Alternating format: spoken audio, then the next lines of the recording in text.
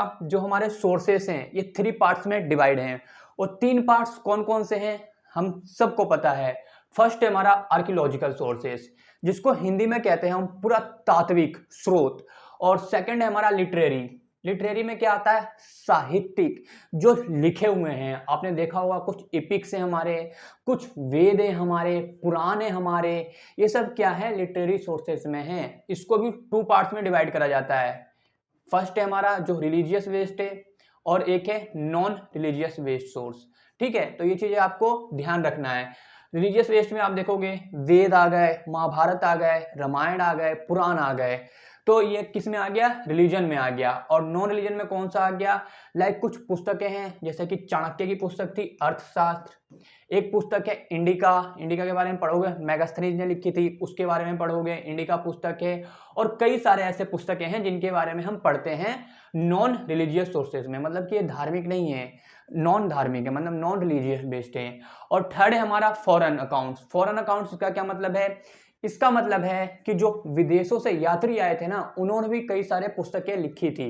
जैसे कि आप देखोगे चाइना से आए थे, यूनान से आए थे, या जो ईरान से आए थे, ये सब कंट्री से लोग आते थे भारत में। अरब से आए थे, जो अरब है ना वहाँ से आए थे, तो उन्होंने लिखा था। फॉर एग्जाम्पल देखोगे इंडिका पुस्तक, इंडिका पुस्तक क्या है? ये नॉन रिलीजियस वेस्ट है और इसको हम फॉरेन अकाउंट्स में भी हम डाल सकते हैं। ठीक है, मेगास्थनीज ने लिखी थी, तो ये भी हमें पढ़ना होता है। ठीक है, चलो फिर स्टार्ट करते हैं, जानते हैं हम पहला जो हमारा जो आर्कियोलॉजिकल सोर्स है उसके बारे में। तो अब आर्कियोलॉजिकल सोर्सेस, तो इसमें भी बहुत कुछ आता है, ऐसा नहीं कि कोई एक चीज आती है। तो फर्स्ट आता है हमारा इंस्क्रिप्शंस। ये क्या होता है? ये होता है अभिलेख। अभिलेख मतलब क्या? कि आपने देखा होगा कि कभी आप पढ़ते होगे या कुछ कहीं आप जाते होगे, विजिट करते होगे, हिस्टोरिकल प्लेसेस जो होते हैं वहां पे जब आप जाते हो तो पिलर्स होते हैं, am I right? पिलर्स होते हैं या कुछ दीवारें होते हैं, तो वहां पे कुछ लिखे होते हैं, कुछ भी लिखा होता है वहां पे, तो इसी को हम कहते हैं इंस्क्रिप्शंस। तो हमारे जो पहले के राजा थे ना, या जो लोग थे, वो पिलर्स पे लिखते थे, पत्थरों पे लिखते थे, मंदिर से ना उनके जो दीवार होता है उस पे लिखे रहते थे, जो टेम्पल्स हैं उनके दीवारों पे लिखे होते थे, उसी को कहते हैं इंस्क्रिप्शंस और हिंदी में कहते हैं अभिलेख। याद रखना। सेकंड है हमारा कॉइन्स। कॉइन्स बहुत इंपॉर्टेंट है। उस समय के कई ऐसे राजा थे जिन्होंने कॉइन्स जारी करे थे। आप कुषाणों का नाम सुनोगे, आप गुप्तास का नाम सुनोगे, और उस समय के कई सारे राजा और थे जिन्होंने कॉइन्स जारी करे थे। और सातवाहन जो शासक थे जितने भी, उन्होंने कांच के मतलब शीशे के सिक्के जारी करे थे। ठीक है, ग्लास के कह सकते हैं हम। ठीक है, शीशे के सिक्के जारी करे थे।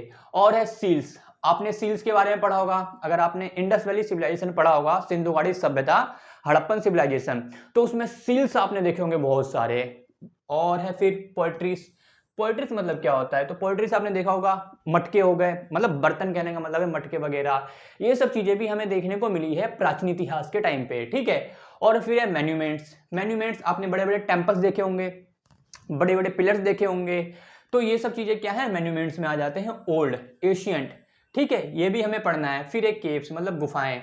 तो गुफाएं जो होती थी, मतलब कि आपने देखा होगा प्राचीन टाइम पे क्या होता था, जो आदि मानव थे कहाँ रहते थे? गुफाओं में रहते थे ना, केव्स में। ठीक है, और फिर है मूर्तियां, स्कल्पचर्स। ठीक है, कुछ स्टेचू, मूर्तियां हो गई, किसी के भी हो सकते हैं, नॉर्मल स्टेचूस भी थे और वैसे टेम्पल्स में भी थे, तो ये सब चीजें हमें पढ़ना है। चलो फिर हम देखते हैं, फर्स्ट इंस्क्रिप्शन देखेंगे। बहुत लंबा लेक्चर होने वाला है, आई होप आपको समझ आ रहा होगा ये सब चीजें। तो फटाफट चैनल को सब्सक्राइब करो और कॉलेज के मजे लो। आप कॉलेज में होंगे तो कॉलेज में मैं एक चीज बताना चाहूंगा, कॉलेज की लाइफ ना बहुत अलग होती है, स्कूल से बहुत ज्यादा अलग होती है। मतलब फर्स्ट टाइम जब कॉलेज जाते हो तो अलग ही, मतलब कि फील होता है अलग, कि हाँ कहीं मतलब कहाँ आ गए, मतलब कुछ अच्छा फील होता है, हमें जाने का मन नहीं करता। एक टाइम होता था जब हम स्कूल, जब एडमिशन होता था हमारा, तो क्या होता था कि जो छोटे छोटे बच्चे, मतलब हम भी बच्चे ही थे, तो हमें ना जबरदस्ती भेजा जाता था कि तू स्कूल जाएगा, मार के भेजा जाता। बट कॉलेज में ऐसा नहीं होता। कॉलेज में ना जाने का मन खुद ही करता है कि पहला दिन है, ये है, तो हम खुद जाते थे, शॉपिंग्स करते थे हम चीज़ें कि यार ये वाले कपड़े पहनेंगे, ये बैग ले जाना, मतलब कुछ कन्फ्यूजन होती थी। तो ये सब चीज़ें आपके साथ भी हुई होगी, मैं अगर आप जा रहे हो कॉलेज में, क्योंकि रेगुलर में तो होता है रेगुलर कॉलेज, बट कुछ लोग तो SOL से करते हैं, ओपन से करते हैं लोग। तो ठीक है, और इग्नू भी है, बहुत सारे ऐसे हैं जहाँ से ओपन से करते हैं लोग। ठीक है, तो ये सब चीज़ें हमें देखने को मिलती है। तो कॉलेज की लाइफ एक अलग लाइफ होती है। तो खैर हमारा टॉपिक है इंस्क्रिप्शंस पढ़ेंगे फर्स्ट हम, फिर कॉइन्स देखेंगे, इसी तरह हम आगे देखते जाएंगे। टोटल ये 7 टॉपिक है। जिसमें हम 6-7 तो आराम से कर जाएंगे। चलो फिर स्टार्ट करते हैं, जानते हैं फर्स्ट हम कि इंस्क्रिप्शंस क्या होता है। इंस्क्रिप्शन आपको मैं इमेज दिखाता हूँ, दिख रहा है स्क्रीन पे, क्या दिख रहा है, इमेज दिख रहा है, ये पिलर दिख रहा है, ये दिख रहा होगा। तो अशोका के हैं ये। अशोका कौन थे, ये मौर्यन अंपायर के ना ग्रेट एम्परर थे, मौर्यन एम्परर। कौन, अशोका, ये थर्ड थे। इससे पहले 2 शासक आ चुके थे, चंद्रगुप्त और बिंदुसार। ठीक है, ये 2 शासक आ चुके थे, ये थर्ड थे, तीसरे नंबर पे थे, बिंदुसार के बेटे थे। ठीक है, ऐसा कहा जाता है कि इन्होंने अपने 99 भाइयों को मार दिया था। और कलिंग युद्ध बहुत पॉपुलर है इनके लिए, 261 का, 261 बीसी, बीसीई कर लो आप, बीसी तो हटा ही दिया गया। ठीक है, बीसीई कर लो। ठीक है, तो अशोका के हैं और कुछ ये हैं। तो इन्हें कहते हैं इंस्क्रिप्शंस, जो हमें देखने को मिले हैं प्राचीन इतिहास के टाइम पे। और ये क्या है, बहुत इंपॉर्टेंट है, ये चीज याद रखना, बहुत ज्यादा क्या है, मोस्ट इंपॉर्टेंट है, पार्ट ऑफ आर्कियोलॉजिकल सोर्सेस। ठीक है, ये चीजें आप याद रखना, बहुत ज्यादा इंपॉर्टेंट है, क्योंकि इससे हमें पता लगता है कि उस समय जो शासक थे वो अपने विचार कैसे प्रकट करते थे। आप आज के टाइम पे देखते हो, जब पॉलिटिक्स होती है, जब इलेक्शन होते हैं, तो जो नेता लोग हैं या जो पार्टी है, कोई भी पार्टी ले लो आप, जिनके आप फेवर करते हो, कोई भी पार्टी हो सकती है, बीजेपी, कांग्रेस, आम आदमी पार्टी, समाजवादी पार्टी, या सीपीएम हो गया, सीपीआई हो गया, व्हाटएवर, जो भी आपका फेवरेट पार्टी है, आपका पर्सनल है चॉइस। तो आपने देखा होगा वो कुछ ना मैनिफेस्टो जारी करते हैं, तो मैनिफेस्टो में लिखा रहता है कि ये हम करेंगे, कुछ आदेश भी होते हैं। तो उसी तरह ना जो ये थे ना, उस समय के आदेश जारी करते थे, इन्हीं पे लिखा जाता था। त्रामपत्र पे भी लिखा जाता था ये चीजें, ताड़पत्र, त्रामपत्र, ठीक है, इन पे भी लिखा जाता था क्या, आदेश। आदेश मतलब कि हमें ये करना है समाज के बेनिफिट के लिए। ठीक है, तो मोस्ट इंपॉर्टेंट सोर्सेस है हमारे लिए, किसके लिए, आर्कियोलॉजिकल सोर्स में। और ये क्या है, पूरी तरह कंसीडर है और ऑथेंटिक है और रिलायबल है, पूरी तरह से क्या है, ऑथेंटिक। इसमें कोई फेयर नहीं कर सकता, कोई बदल नहीं सकता इस चीज को। लेट से अगर मैं हूं यहां पे, अगर मैंने कुछ लिख दिया, अगर इसकी खोज लिखा हुआ है, वो 10 साल बाद, 5 साल बाद अगर आप देखते हो, तो ये रिलायबल है कि हाँ ये मैं लिख के गया हूं, ये चीजें है। तो उसी तरह ये होता था। ठीक है, ऑथेंटिक हो गया और रिलायबल है पूरी तरह से, सोर्सेज बहुत इंपॉर्टेंट है, इसको कोई इसमें बदल नहीं सकता था। ठीक है, और ये सीरीज है इंस्क्रिप्शंस का पूरी तरह से। और यहाँ पे जो मोस्ट है ना, जो ओल्डेस्ट है, किससे बिलोंग करते हैं, एम्परर अशोका। अशोका, ठीक है, अशोका कौन थे, द ग्रेट अशोका, अशोक सम्राट कह लो आप। ये कौन थे, ये थर्ड किंग थे, किसके, मौर्यन अंपायर के। मौर्यन अंपायर आपने पढ़ा होगा, इसकी स्थापना किसने करी थी, चंद्रगुप्त ने करी थी, चंद्रगुप्त ने करी थी। मैं लिख रहा हूं यहाँ पे सीजी लिख रहा हूं ना शॉर्ट फॉर्म में, ताकि आपका टाइम वेस्ट ना हो, बट समझो आप कब करी थी, 321-22 में करी थी, बीसी ई कर, ठीक है, बीसी ई में, ये भी याद रखना आप लोग। ठीक है, इस समय करी थी। और ये थर्ड किंग थे, थर्ड कौन थे, एम्परर अशोका, जिन्होंने इस जो मौर्यन एम्पायर को ना बहुत ताकतवर बनाया। इन्होंने, मतलब कहने का मतलब है ना, इन्होंने, इनका एक बहुत बड़ा बैटल था कलिंग, 261 बीसी में, ये भी पढ़ोगे। ठीक है, और इनके मैक्सिमम नंबर थे ना इंस्क्रिप्शन, कहां, कौन सी लैंग्वेज थी, ब्राह्मणी स्क्रिप्ट। ठीक है, ब्राह्मणी, याद रखना, ये क्वेश्चन आपसे पूछ सकते हैं। अगर आप किसी कंपटीशन की तैयारी कर रहे हो, लाइक एसएससी हो गया, रेलवे हो गया, तो ये क्वेश्चन भी आपसे पूछ सकते हैं कि जो अशोका थे या अशोक सम्राट थे, उनके इंस्क्रिप्शन या अभिलेख, हिंदी में कहते हैं अभिलेख, ये कौन से लैंग्वेज में थे, तो ब्राह्मणी। ठीक है, पूरी तरह से। और हमें क्या पता लगता है इनसे, जो इनके इंस्क्रिप्शन से हमें क्या पता लगता है, कौन सी इंफॉर्मेशन मिलती है अबाउट अशोका रूल, कि कैसे रूल करते थे। रूल मैंने पहले बताया था ना आपको, जिस तरह मैनिफेस्टो आज के टाइम पे जारी करता है, उसी समय ये रूल पता लगता है, इनका एडमिनिस्ट्रेशन पता लगता है, धर्म पता लगता है। धर्म का मतलब होता है धर्म। इन्होंने बहुत ज्यादा धर्म का प्रचार करा था जब इन्होंने बौद्ध धर्म अपना लिया था। ठीक है, तो ये सब चीजें भी आपको देखने को मिलेगी। तो एडमिनिस्ट्रेशन हो गया, ये सब चीजें पता लगता है द ग्रेट अशोका के बारे में, किनसे, जो इंस्क्रिप्शंस हैं, अभिलेख हैं, उनसे पता लगता है हमें। ओके, ध्यान रखना। और अशोका के अलावा भी कुछ इंस्क्रिप्शन हमें मिले हैं। फॉर एग्जांपल देखोगे, प्रयागप्रस्ती हो गया, किसके हैं, समुद्रगुप्त के। समुद्रगुप्त बहुत इंपॉर्टेंट है, गुप्ता साम्राज्य में हम पढ़ेंगे इसको, जो गुप्ता अंपायर है उसमें पढ़ेंगे, गुप्त अंपायर। ठीक है, ये भी बहुत इंपॉर्टेंट रूलर थे, इनको नेपोलियन से कंपेयर करा जाता है। नेपोलियन कौन है, फ्रांस का शासक था। फ्रांस का शासक क्या, उसने रूल करा था। ठीक है, एक योद्धा था फ्रांस का, उसके बारे में पढ़ेंगे। अपने फ्रेंच रिवॉल्यूशन पढ़ा होगा, 9th क्लास में पढ़ा होगा फ्रेंच रिवॉल्यूशन, और वैसे भी अगर आपने पढ़ा होगा, वीडियो वगैरह देखी होगी फ्रांस की क्रांति के बारे में, तो उस समय नेपोलियन का एक आता है अध्याय, ठीक है, उसके बारे में पढ़ेंगे। तो समुद्रगुप्त भी बहुत इंपॉर्टेंट है, ये कभी युद्ध नहीं हारे। और हाथी गुफा देखोगे इंस्क्रिप्शन, ये खारवेल है, और एहोल हो गया इंस्क्रिप्शन पुलकेशिन का, ठीक है, एक्सेट्रा। ये सब चीजें भी हमें देखने को मिलती है, मतलब अशोका के अलावा भी। और ये इंटायर हिस्ट्री जो सातवाहन की पूरी हिस्ट्री है ना, इसी पे बेस्ड थी, इंस्क्रिप्शन पे, आर्कियोलॉजिकल सोर्स पे बेस्ड थी। किसकी? सातवाहना, ठीक है, सातवाहन शासक। इनके बारे में हम पढ़ेंगे, सातवाहन भी बहुत इंपॉर्टेंट है, इनके बारे में भी आपको मैं आगे बताऊंगा। वैसे ये भी एक प्रॉपर टॉपिक है हमारा हिस्ट्री में। तो और भी देखा जाता है, कुछ और रूलर्स थे इंस्क्रिप्शन जिनके हमें मिले, लाइक पल्लव्स हो गया, चालुक्यस हो गया, पांड्यास हो गया, चोलास हो गए, ये भी हमें मिलता है। और ये फॉर्मेशन है इनके देयर की, कैसे ये बने थे, और हिस्ट्री में हमें इन्हीं चीजों से पता लगता है कि ऐसी चीजें इतिहास में कुछ हुई थी, ठीक है। आई होप आपको समझ आ रहा होगा, अगर समझ आ रहा है तो वीडियो को लाइक जरूर करें। चलो फिर देखते हैं आगे। तो इंस्क्रिप्शन हमारा खत्म हुआ, और कुछ जानते हैं हम, ठीक है। अब आते हैं हमारे क्वाइंस। जैसा कि मैंने पहले आपको इंट्रो में बताया था कि ये हमें चीजें पढ़नी है। तो क्वाइंस क्या होता है? तो आपने देखा होगा कि क्वाइंस ये दिख रहे हैं, ये चंद्रगुप्त सेकंड, जिनको हम विक्रमादित्य भी कहते हैं। ये क्वेश्चन भी आपको एसएससी में मिल सकता है, ठीक है। ये है समुद्रगुप्त, ये वीणा बजाते दिख रहे होंगे आपको स्क्रीन पे, आई होप आपको दिख रहा होगा स्क्रीन पे पूरा, तो वीणा बजाते दिख रहे हैं।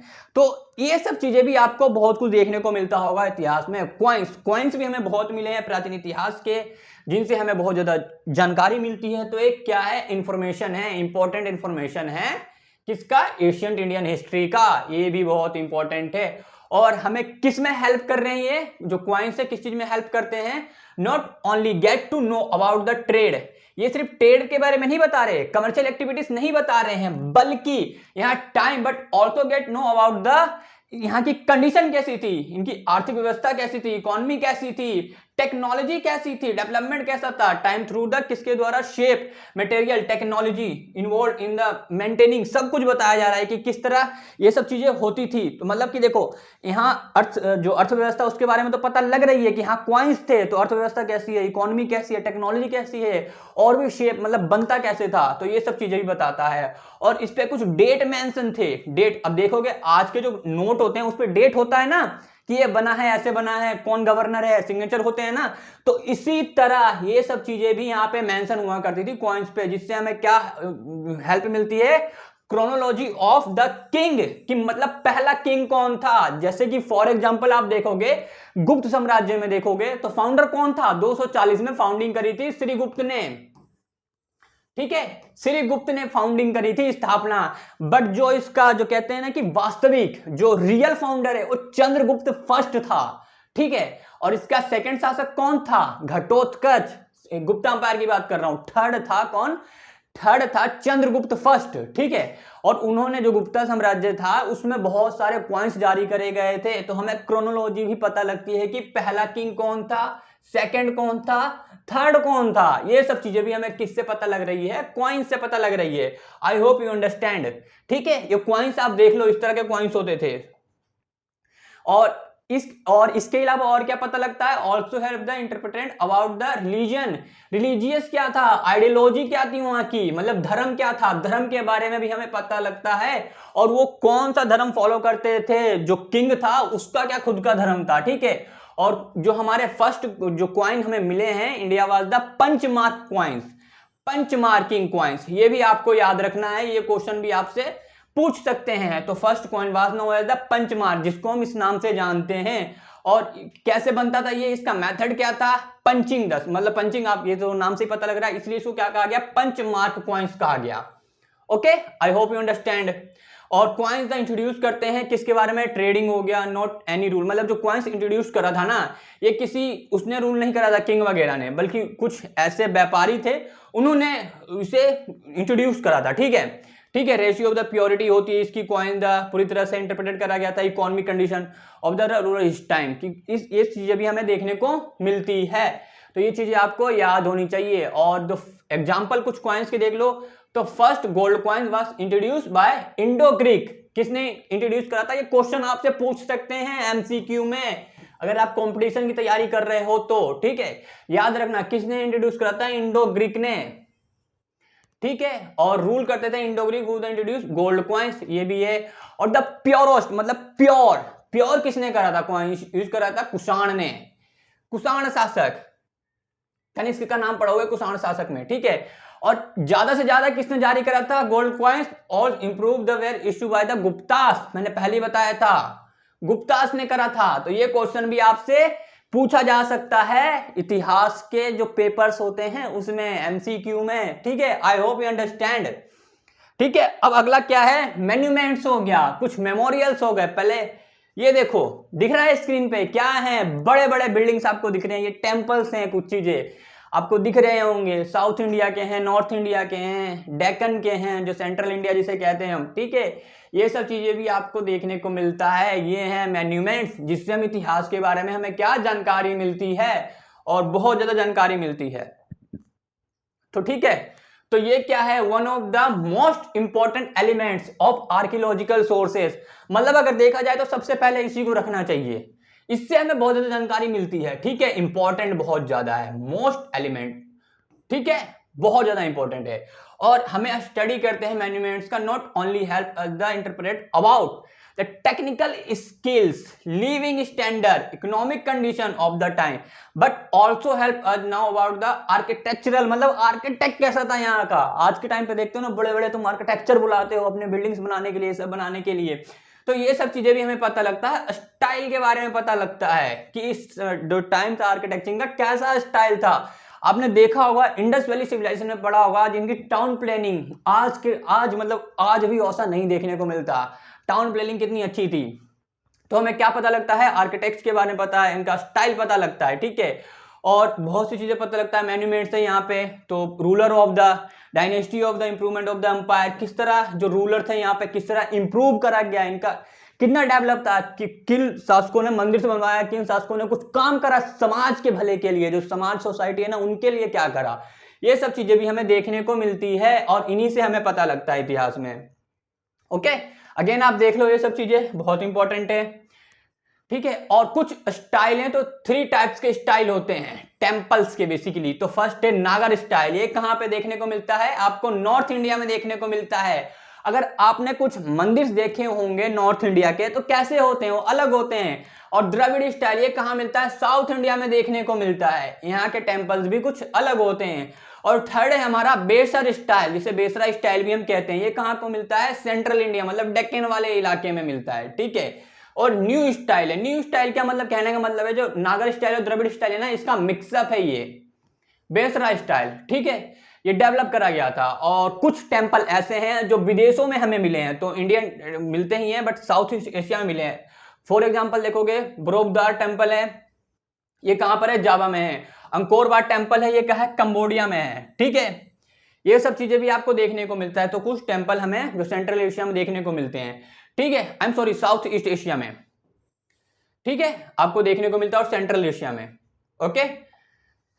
और कुछ आते हैं पोएट्रीज, तो पोएट्रीज मैंने दिखाया था आपको, पहले बताया था क्या होता है, ये दिख रहे हैं, लुक अच्छे से देखो इसको, क्या है ये, पोएट्रीज हैं, ठीक है। तो ये भी एक इंपॉर्टेंट है, पार्ट है किसका, आर्कियोलॉजिकल सोर्सेस का। और पोएट्रीज किसके बारे में हमें जानकारी मिलता है, spread of the culture and civilization, कि जो यहाँ का कल्चर और सिविलाइजेशन तक कहां तक फैली थी, कहां तक फैला हुआ था, स्प्रेड करता है ना पूरी तरह से, ये सब चीजें देखने को मिलता है। और अवेलेबल कहां है, राइट, जो प्री हिस्टोरिक पीरियड जहां पे आपको देखने को नहीं मिलेगा रिटर्न में कुछ चीजें, तो उस समय की इंफॉर्मेशन हमें इससे मिलता है पूरी तरह से, हिस्टोरिक पीरियड की जानकारी मिलती है इससे हमें।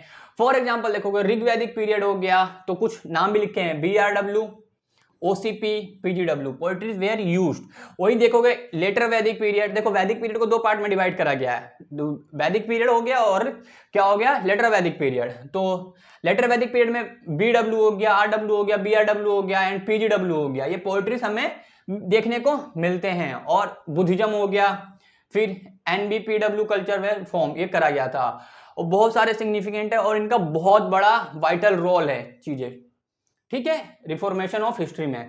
तो इससे भी हमें हिस्ट्री की इंफॉर्मेशन बहुत ज्यादा मिलती है कि उस समय का सोसाइटी और कल्चर क्या था वहां का, ठीक है। I hope you understand. अब देखते हैं स्कल्पचर्स। तो कुछ स्कल्पचर्स हैं जो हमें एशियंट इंडिया में मिले हैं, तो ये भी बहुत ज़्यादा इंपॉर्टेंट हैं जिस तरह बाकी हैं। कुछ स्टैचूज मिले हैं, आप देखोगे इंडस वैली में भी मिले हैं, तो प्रोवाइड्स करते हैं information about the religious condition of the time. तो उस समय का रिलीजियस कंडीशन कैसा था इसके बारे में हमें इंफॉर्मेशन मिलता है। तो 3 स्टाइल थे, गांधारा स्टाइल, मथुरा स्टाइल और अमरावती स्टाइल। ये बेसिकली बुद्धिज्म की बात हो रही है, तो बुद्धिज्म में भी आपको देखने को मिलता है। ठीक है, गांधारा स्टाइल हो गया, मथुरा स्टाइल हो गया, अमरावती स्टाइल हो गया। ओके, ये देख सकते हो, ये हैं कुछ मूर्तियां। अब देखोगे कि मध्य प्रदेश में खजुराहो में जाओगे तो वहां पे टेम्पल्स आपको कुछ मूर्तियां, स्टैचू देखने को मिलेंगे अलग ही स्टाइल में। ओके, अब आते हैं पेंटिंग्स। पेंटिंग्स भी देख लो आप। तो ऐसा माना जाता है कि जब जंगल में आदिवासी रहते थे या जो किस तरह काम करते थे, तो उसके बारे में हमें इनसे जानकारी मिलती है, पेंटिंग से। तो काफी चीजें बनाते थे।